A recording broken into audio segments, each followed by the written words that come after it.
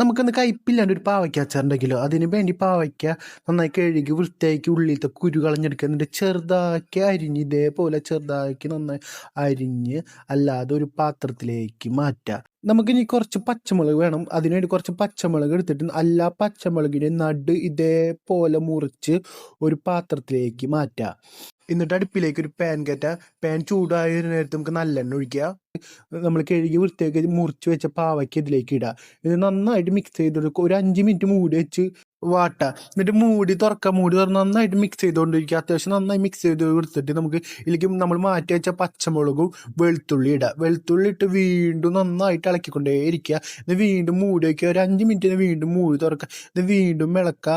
എന്നാൽ നമുക്കതിലേക്ക് ഉപ്പിടുക. ഉപ്പ് ഇട്ടിട്ട് നന്നായിട്ട് മിക്സ് ചെയ്ത് കൊടുക്കുക. അത്യാവശ്യം നന്നായിട്ട് മിക്സ് ചെയ്ത് കൊടുത്തതിന് ശേഷം നന്നായിട്ട് വാടി വരുമ്പോൾ നമുക്കൊരു പാത്രം എടുക്കുക. പാത്രത്തിലേക്ക് ഇത് നിറയ്ക്കുക.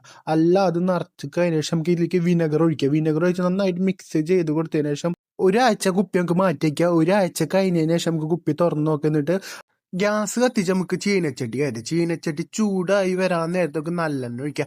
നല്ലെണ്ണ ചൂടായി വരാൻ നേരത്ത് ഉലുവയും കടുകും വറുത്ത് പൊടിച്ചത് ഇതിലേക്ക് ഇടുക. അത് നന്നായി മിക്സ് ചെയ്ത് കൊടുത്തതിന് കായം വറുത്ത് പൊടിച്ചതും ഇടുക.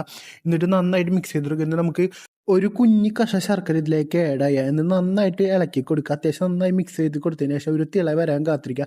ഒരു തിള വന്നു കഴിഞ്ഞാൽ ഗ്യാസ് ഓഫ് ചെയ്ത് നമ്മളെ പാവയ്ക്കച്ചാറ് ഗ്യാസ് വന്ന് ഇറക്കാൻ റെഡി ആയിട്ടുണ്ട്.